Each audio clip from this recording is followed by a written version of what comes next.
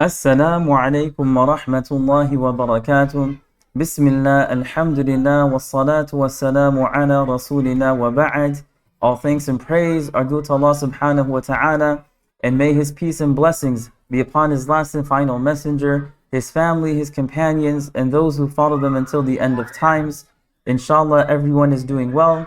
May Allah subhanahu wa ta'ala accept our fast, our prayer, our charity, our recitation of the Qur'an, and any other good deed that we have done during this beautiful and blessed month. In Surah Maryam, Allah subhanahu wa ta'ala says regarding Maryam alayha salam, فَأَجَاءَهَا الْمَخَاضُ إِلَى جِذْعِ النَّخْلَةِ قَالَتْ يَا لَيْتَنِي مِتُّ قَبْلَ هَذَا وَكُنْتُ نَسْيًا مَنْسِيًّا. Then the pains of childbirth drove her to the trunk of a palm tree. She said, "Oh, how I wish I had died before this and was long forgotten." Meaning, the pains of childbirth, her contractions, and all of the difficulties she was experiencing forced her to seek physical support from the trunk of a date palm. She leaned against the trunk of the date palm or held onto it in order to relieve some of the physical pain she was experiencing. This is a very vivid and powerful description of how Maryam alayha salam was feeling. The pains of childbirth, the pain felt by a mother when giving birth, her contractions are indescribable. Anyone with children, particularly mothers, knows how painful and difficult this process is. She was also experiencing emotional pain, as well as understood from the previous verse. Now the culmination of all of this physical and emotional pain caused her to say, "Oh, I wish I had died before this and was long forgotten. Ya laytani mit qabla hadha wa kuntu nasyan mansiya." I wish I had died before this and was long forgotten. I wish I could have been taken from the life of this world before all of this pain and difficulty, and before people would accuse me and question my modesty, chastity, and morality. I wish that I could die before people accuse me of this sin and look down upon my family and me. This is an extremely powerful expression that captures her feelings and emotions. This is how important modesty, honor, and chastity were to her. She'd rather be dead than be accused of illicit relations and have that as a stain on her and her family. وَكُنْتُ نَسْيًا مَنْسِيًّا, and was long forgotten. Meaning, not only dead, but completely forgotten and erased from people's memories. Now immediately after expressing her deep emotions and exposing her vulnerability before Allah subhanahu wa ta'ala, He sent His unique and infinite mercy upon her. فَنَادَاهَا مِن تَحْتِهَا أَلَّا تَحْزَنِي قَدْ جَعَلَ رَبُّكِ تَحْتَكِ سَرِيًّا. So He called her from below her, "La tahzani." Do not grieve, do not worry. قَدْ جَعَلَ رَبُّكِ تَحْتَكِ سَرِيًّا. Your Lord has provided a stream at your feet. So He called out from below her, "Do not grieve." Meaning, someone called out from below her, telling her not to be worried, grieved, anxious, or sad. The scholars of tafsir mention two different explanations here. The first is that Jibreel alayhi salam called out to her, consoling and comforting her, telling her not to be sad.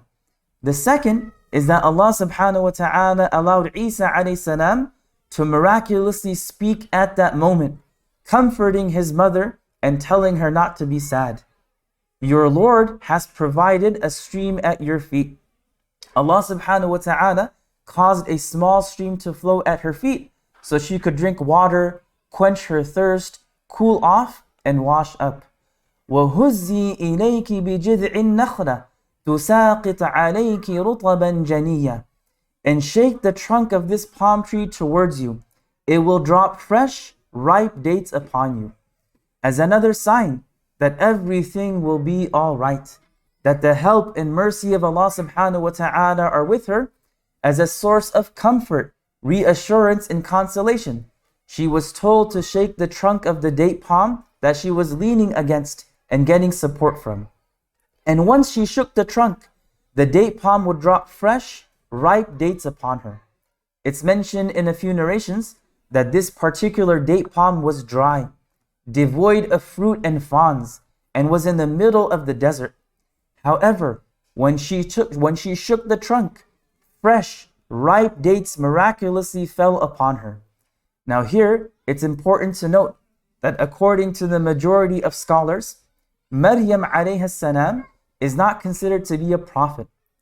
However, we find that Allah subhanahu wa ta'ala used her to display several miraculous things as a sign of His infinite might and power. Generally speaking, in English, all unusual, all supernatural events are referred to as miracles. However, within the Sharia, within our system of belief, we differentiate between different types of miracles. The Arabic language marks the subtle differences that exist between each type. A miracle, a mu'jiza, is an unusual event that occurs at the hands of a prophet, but is purely an act of Allah subhanahu wa ta'ala. The prophet has no role in its creation whatsoever. A miracle is defined as a clear interruption in God's normal pattern of creating things, one that is inimitable, such that no other can perform the like, and is granted to someone who claims to be a prophet sent by God, the Exalted. In other words, a miracle is a divine act that defies and transcends universal norms and laws, which Allah subhanahu wa ta'ala grants to His prophets and messengers in order to convince people of the truth of their message. A saintly miracle, a karama, is also something extraordinary. It's an act of Allah subhanahu wa ta'ala, but it appears at the hands of someone close to Allah subhanahu wa ta'ala. It is an act of God that contradicts His customary norm, with the consequence that the servant realizes the fruit of his worship, and as a result, his insight regarding the validity of his religion may increase.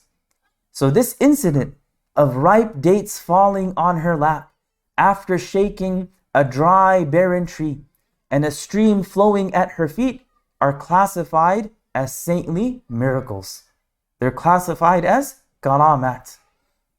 Another very interesting point to note here is that if Allah subhanahu wa ta'ala had willed, He could have caused the dates to fall in her lap without having her shake the tree.